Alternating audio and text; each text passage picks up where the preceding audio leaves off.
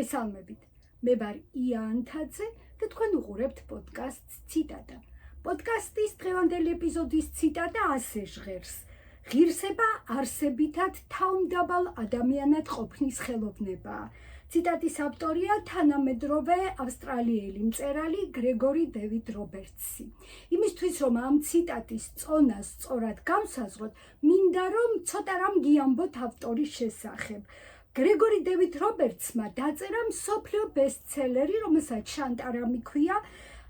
ეს წიგნი ქართულ ენაზე სულაკაურის გამომცემლობამ გამოსცა და მინდა რომ აი ამ ანოტაციის მიხედვით გიამბოთ ცოტა რამ რობერტსის შესახებ. ეს ადამიანი დაიბადა მელბურნში, სტუდენტობის პერიოდში მემარცხენე და ანარქისტულ ჯგუფებთან იყო დაკავშირებული, შემდეგ ცოლს გაშორდა და დაკარგა ბავშვზე, შვილზე მეურვეობის უფლება და ამის შემდეგ თავი ნარკოტიკებს შეაფარა, შემდეგ ადამიანების ძარცვა დაიწყო, მაგრამ ამ კრიმინალურ საქმეში ძალიან უცნაური ხასიათი გამოავლინა, ესე იგი არაჯერებად ძვირფას კოსტიუმში გამოწყობილი ძარცვავდა ხალხს და მათ თავის მსხვერპლებს ყოველთვის ექცეოდა ძალიან ცდილობიანად, გმადლობთ ბოდიში ამ სიტყვებით ელაპარაკებოდა და სწორედ ამის გამო მას ჯენტლმენი ბანდიტი უწოდეს.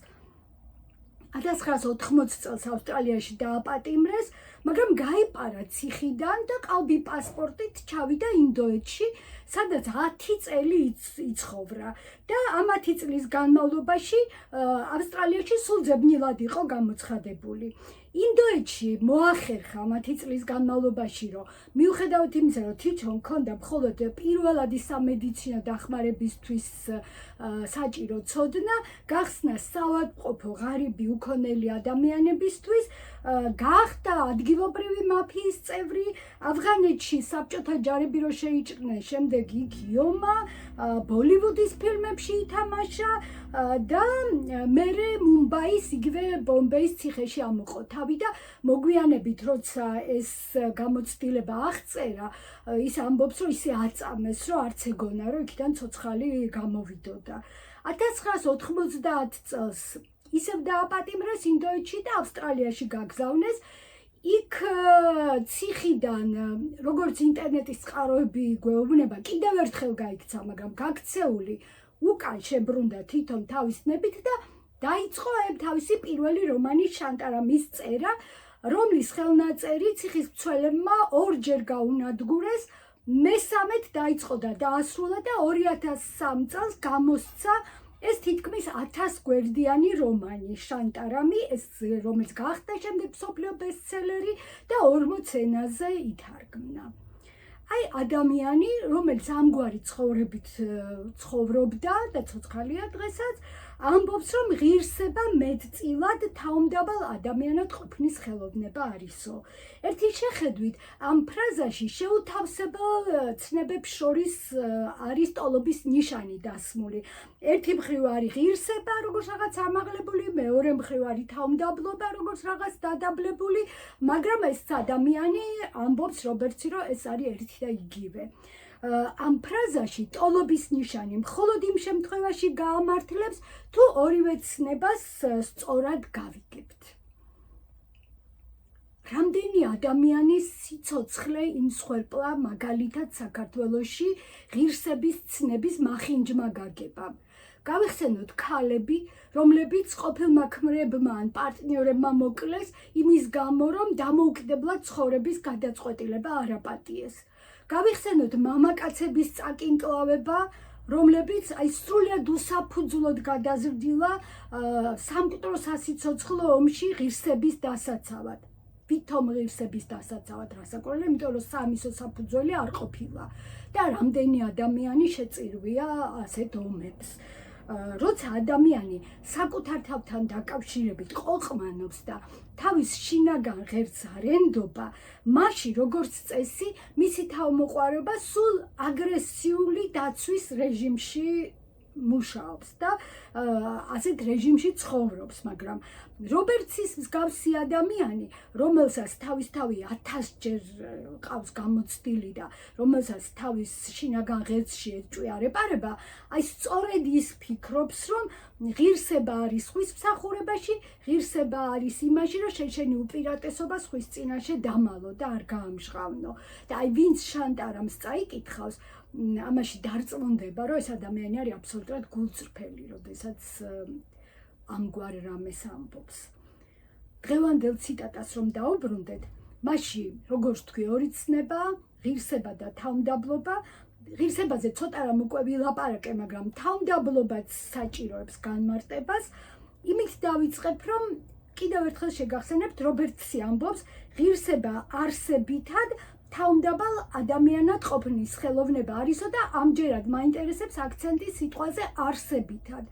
ეს სიტყვა მიანიშნებს, რომ ღირსება მხოლოდ თავმდაბლობასთან არ არის გაიგივებული, რომ ღირსება კიდევ ბევრი სხვა რამ არის, რა თქმა უნდა ასეა, მაგალითად ღირსება არის სამართლიანი ამბოხი და ამ კონტექსტში მინდა გავეხსენო ანტიგონე მეფე ოიდიპოსის შვილი, ოიდიპოსზე ერთ წინა გადაცემაში ვილაპარაკე. ეხლა ვიტყვი ანტიგონეზე. ანტიგონე სიკვდილით დასაჯეს იმის გამო, რომ მან თავისი გარდაცვლილი ძმის ცხედარს მიწა მიაყარა.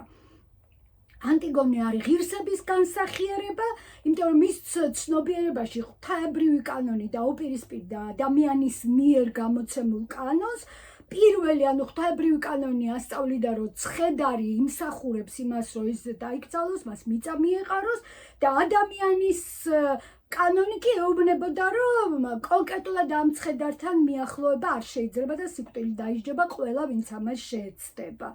და ანტიგონემ ამ ერთი შეხედვით პატარა და სუსტმა გოგონამ აირჩია ღვთის კანონი, ამ დაუმხედრდა ადამიანის აი უგუნურ გადაწყვეტილებას, რომ ცხედრის დაკრძალვა არ შეიძლება და შეეწირა ამ გადაწყვეტილებას, რომ მის ძმის ცხედარს მიაგოს ის პატივი, რაც ნებისმიერ ცხედარს ეკუთვნის.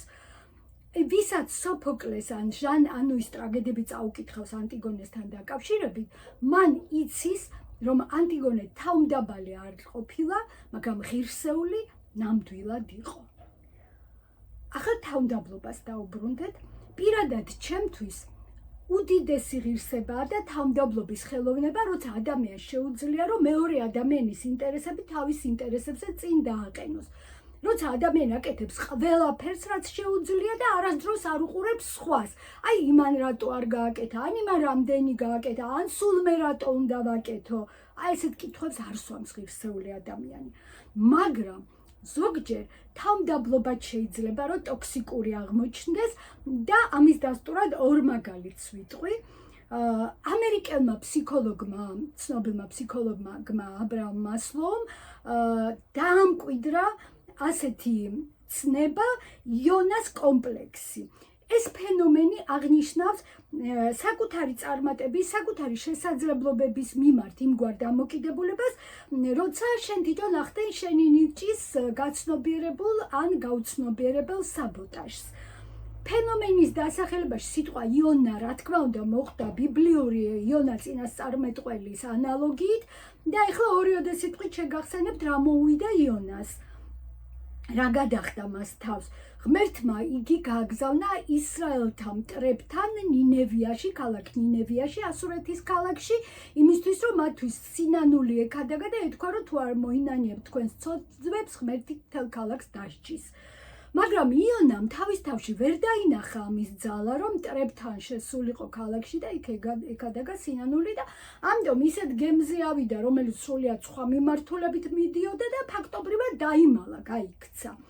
მაგრამ ზღვაზე ატყდა ქარიშხალი, გემზე დაიწყო გამოკვლევა, რომ ღმერთი რატო გარისხდა და იძულებული გახდა იონა, რომ ეთქვა, რომ ეს მისი ბრალი იყო, რაც ხდებოდა და თვითონვე ურჩია მეზღვაურებს, რომ ის ზღვაში გადაეგდოთ და მართლაც ესე მოხდა და ქარიშხალიც დაწყნარდა, სხვაც დაწყნარდა, მაგრამ იონა მოხვდა ვეშაპის მუცელში 3 დღე-ღამის განმავლობაში ლოცულობდა ღმერთს, ევედრებოდა, რომ ეს თავისი შეცოდება, თავისი ყოყმანი ეპატიებინა, მართლაც ასე მოხდა, ღმერთმა შეუნდო და 3 დღის შემდეგ ამ ვეშაპმა იონა გამოაგდო ნაპირზე. ამის შემდეგ იონა წავიდა ნინევიაში, იქ ადაგა სინანული და მართლაც ეს ქალაქი დაღუპვას გადაარჩინა. აი ამ ამბიდან გამომდინარე დაერქვა იონას კომპლექსი, ადამიანის იმგვარ დამოკიდებულებას თავისი შესაძლებლობების მიმართ, როდესაც ვერ ხედავს ადამიანი თავის თავში ძალას, სათანადო ძალას და კი გავს თავმდაბლობას ეს კომპლექსი, მაგრამ სინამდვილეში თავმდაბლობისგან განსხვავდება სწორედ იმითი, რომ ადამიანს, ვისაც იონას კომპლექსი აქვს, არ ჯერა საკუთარი შინაგანი ღერძის არსებობის. პირველი, რაც ტოქსიკურ თავმდაბლობაზე გამახსენდა, იონას კომპლექსი არ ყოფილა. პირველი იყო რეზო ესაძის ფილმი „წყიპურტები“, რომელიც 1973 წელს გამოვიდა ეკრანზე. მინდა რომ ეს თარიღი დავემახსოვროთ, იმიტომ რომ მნიშვნელოვანია. ფილმი შედგება 4 ნოველისგან და ის ნოველა, რომელიც მაინტერესებდა, ამჯერად ხელახლა ვნახე, მას ქვია „არმაწყენინე“. ოღონდ ამ დასახელებაში, როგორც ხედავთ, 2 სიტყვა „არმაწყენინე“ და სათაურში კი წერია ერთად „არმაწყენინე“. რატომ? როცა ვნახავთ ამ ნოველას, მივხვდებით რა არის მიზეზი. აქ არის საუბარი ტიპაჟზე, ადამიანის ტიპაჟზე, არმაწყენინე ტიპი. და ამიტომ წერია სათაურში ეს 2 სიტყვა ერთად. ეს ფილმი „წყიპურტები“ თავის დროზე ძალიან პოპულარული იყო და შეიძლება ბევრ თქვენგანს ახსოვს ისევე როგორც მე შესაძლოა ბუნდოვნად, მაგრამ მაინც. და ნოველაში, ამიტომ შეგახსენებთ, რომ აი ამ ნოველაში არმაწყენინე 2 პერსონაჟია, ძალიან უხეში მამაკაცი და ძალიან ფაქიზი მამაკაცი. და ეს უხეში მამაკაცი სულად უაზრო და უმიზეზო და უხირდება ამ ფაქიზს, იმიტომ რომ გრძნობს და ხედავს, რომ ძალიან ადვილად შეუძლია მისი დაჩაგვრა, ჯერ სიტყვიერად დაუპირისპირდება, მერე სანთებელას წაართმევს, მერე მუშტებზე გადავა, მერე წიხლებზე გადავა, მერე ფეხით ართრევს ქვებზე ამ ადამიანს, შემდეგ სახეს მოუგრიხავს და ფაქიზი კი ამასობაში მზად არის ყველანაირი აგრესია მიიღოს მშვიდობით, დაიბრალოს, რომ ალბათ რაღაც აწყენინა ამ ადამიანს, ამ უცხო კაცს. ერთი სიტყვით, ყველაფერს აკეთებს იმისთვის, რომ ძალიან კომფორტული მსხვერპლი იყოს. მსხვერპლის ქცევა კი მოძალადისთვის არის გაუგებარი აბსოლუტურად, იმიტომ რომ ეს ფაქიზი დაუცველი კაცი, რომელიც ნოველის დასაწყისში ბუნების წიაღში ზის და რაღაცას თავისთვის მშვიდად ქსოვს, შემდეგ მინდორში გამოდის და პეპლების საჭერით პეპლებს დაასდევს და აი ეს ადამიანი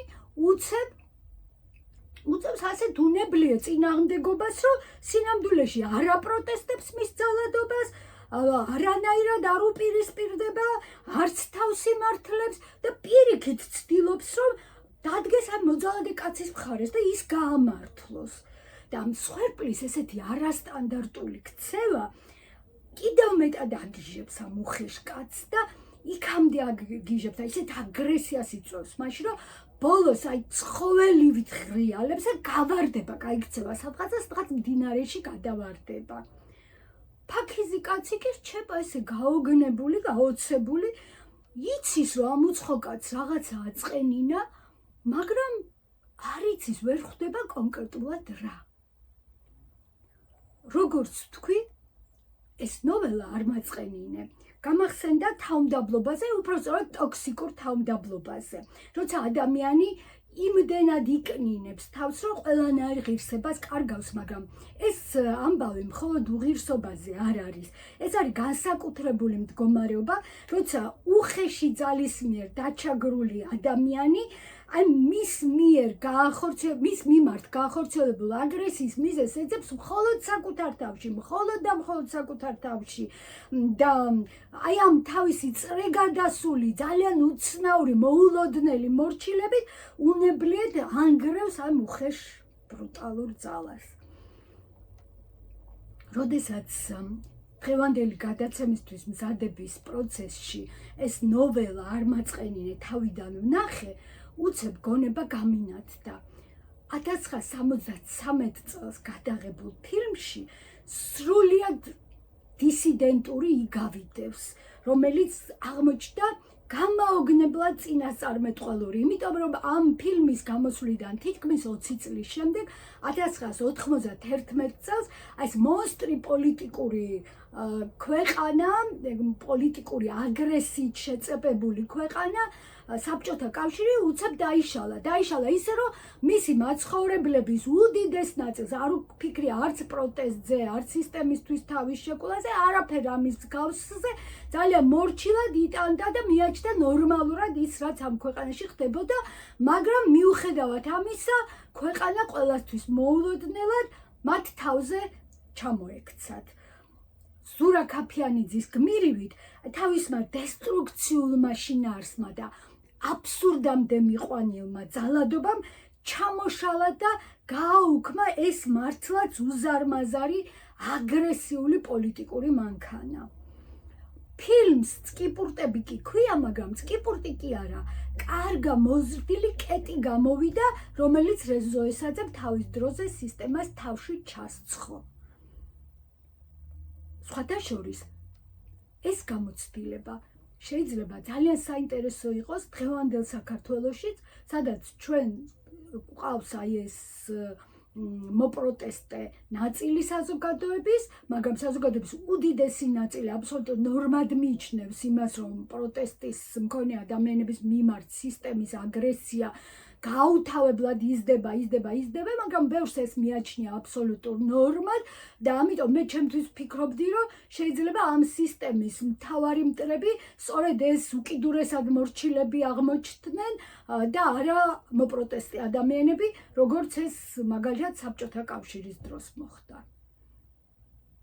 დღევანდელი ციტატის შეჯამებისთვის ვიტყვი, რომ შესანიშნავია, როცა ღირსება და თავმდაბლობა ორივე იმდენად ჯანსაღი არის, რომ მათ შორის ტოლობის ნიშნის დასმა შეიძლება. მადლობა გრიგორი დევიდ რობერტს შანტარამისთვის და ამ ციტატისთვის, იმიტომ რომ ეს წიგნი ზუსტად ამ ციტატის სულისკვეთებით არის დაწერილი. მივხვდით ალბათ, რომ მე ეს წიგნი ძალიან მიყვარს და დიდი სიამოვნებით ვუწევ რეკომენდაციას, თუ დრო და სურვილი გექნებათ, რომ წაიკითხოთ ის. დღეს ამით ვასრულებ გადაცემას. ხვალამდე გემშვიდობებით გიტოვებთ ტრადიციულ თხოვნას, რომ გამოიწეროთ ციტატა, რომლის შექმნაშიც მართლა დიდი შრომა დევს და ამიტომ თითქოს ნაკლებად მერიდება, რომ ხშირად შეგახსენოთ ხოლმე, რომ გამოიწეროთ პოდკასტი. დიდი მადლობა ყველას, ვინც უკვე ჩემთან ერთად ხართ.